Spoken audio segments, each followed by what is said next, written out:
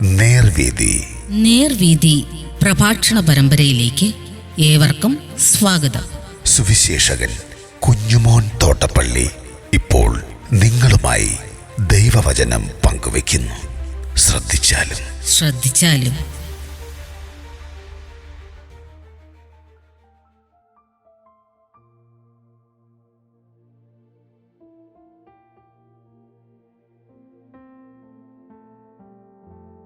ശിഷ്യന്മാർ ഗലീലയിൽ.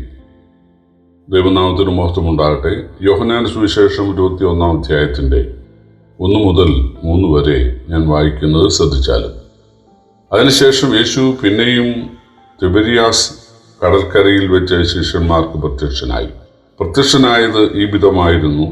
ശിമോൻ പത്രോസും ദിദിമോസ് എന്ന തോമാസും ഗലീലയിലുള്ള കാനയിലെ നഥനയേലും സബദി മക്കളും അവന്റെ ശിഷ്യന്മാരിൽ വേറെ 2 പേരും ഒരുമിച്ച് കൂടിയിരുന്നു.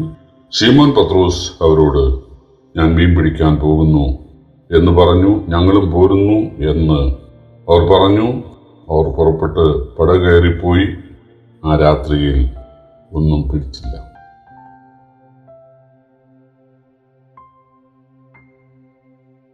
കർത്താവായ യേശുക്രിസ്തു ഇതിനോടകം 2 പ്രാവശ്യം ശിഷ്യന്മാർക്ക് പ്രത്യക്ഷപ്പെട്ടതാണ്. തോമസ് ഇല്ലാതിരുന്നപ്പോൾ ഒരിക്കൽ പ്രത്യക്ഷപ്പെട്ടു, തോമസ് ഉള്ളപ്പോൾ പിന്നീട് പ്രത്യക്ഷപ്പെട്ടു. പക്ഷേ ഈ ശിഷ്യന്മാർ യെരുശലേമിലാണ്. യെരുശലേമിൽ അധികം വിശ്വാസികളില്ല. ഇവരെ സ്വീകരിക്കുന്ന വീടുകൾ വളരെ കുറവാണ്. അതുമാത്രവുമല്ല, ഇവർക്ക് പുറത്തിറങ്ങി നടക്കാൻ ധൈര്യവുമില്ല. കാരണം യേശുവിനെ കൊന്ന ആളുകൾ ഒരുപക്ഷെ ഇവരെയും പിടിച്ചെങ്കിലോ എന്നുള്ള ഭയം അവർക്കുണ്ട്. അതുകൊണ്ട് ഒരുപക്ഷെ അവർക്ക് നല്ല വിശപ്പും ഉണ്ടായിക്കാണും. അപ്പോൾ ശിമോൻ പറഞ്ഞു, ഞാൻ മീൻ പിടിക്കാൻ പോവുകയാണ്. മീൻ പിടിക്കാൻ പോവുക എന്ന് പറയുമ്പോൾ അത് 2 സംസ്ഥാനങ്ങൾ കഴിഞ്ഞ് അങ്ങ് വടക്കേ അറ്റത്തുള്ള ഗലീലയിൽ എത്തണം. മണിക്കൂറുകളോളം നടക്കണം, അല്ലെങ്കിൽ ദിവസങ്ങളോളം നടക്കണം. അങ്ങനെ യെരുശലേമിൽ നിന്ന് അവർ ശമര്യ കടന്ന് ഗലീലയിൽ അവരുടെ നാടായ ബത്സയിദയിൽ അവരെത്തി. പഴയ പടകും വലയും 3 വർഷം മുമ്പ് അവർ സൂക്ഷിച്ചു വച്ചിരുന്നത് അവിടെ ഉണ്ടായിരുന്നു. അതെടുത്ത് മീൻ പിടിക്കാൻ പോകാൻ തയ്യാറായി. പത്രോസിനോട് കൂടെ വേറെ 6 ശിഷ്യന്മാരാണ് ഉണ്ടായിരുന്നത്. അവരൊക്കെ മുൻപ് മീൻപിടുത്തക്കാരായിരുന്നു. മീൻപിടുത്തത്തിൽ നല്ല പരിചയമുള്ളവരുമായിരുന്നു. അവരുടെ ഉപജീവനത്തിന് വേണ്ടി ആണ്. അതൊരു വലിയ പാപമായിട്ട് അവരെ ചിന്തിച്ചിട്ടില്ല. കാരണം അതൊരു തൊഴിലാണല്ലോ. പക്ഷേ കർത്താവായ യേശുക്രിസ്തു സ്ഥിരമായി അവരോടുകൂടെ ഇല്ലാതിരുന്നത് ഒരു പരീക്ഷയായിരുന്നു.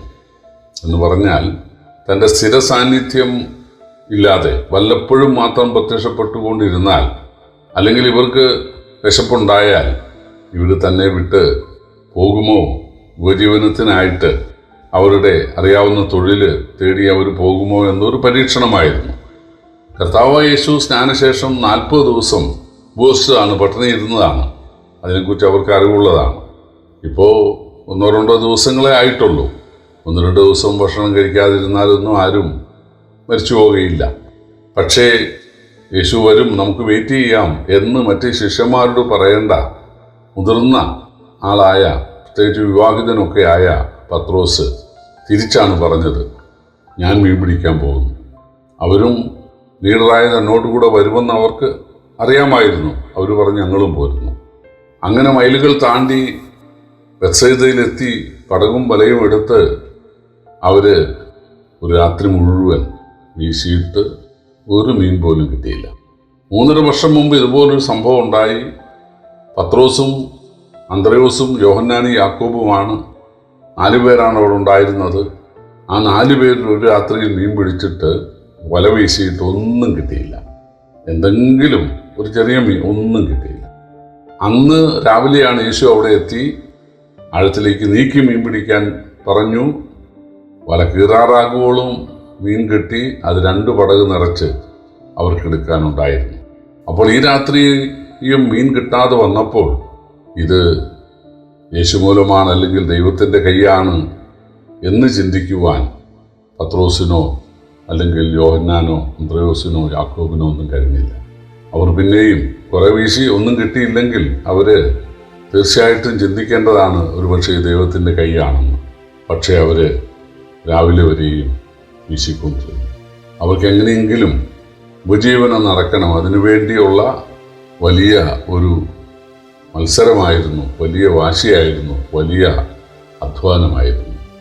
പ്രിയപ്പെട്ടവരെ, നമ്മളെ ദൈവരാജ്യത്തിനു വേണ്ടി വിളിച്ച നമ്മുടെ ദൈവം തീർച്ചയായിട്ടും ഈ ഭൂമിയിലും നമുക്ക് വേണ്ടതൊക്കെ തരും. നമ്മുടെ ഉപജീവനത്തിലുള്ള വഴികളെ കർത്താവ് കാണിച്ചു തരും.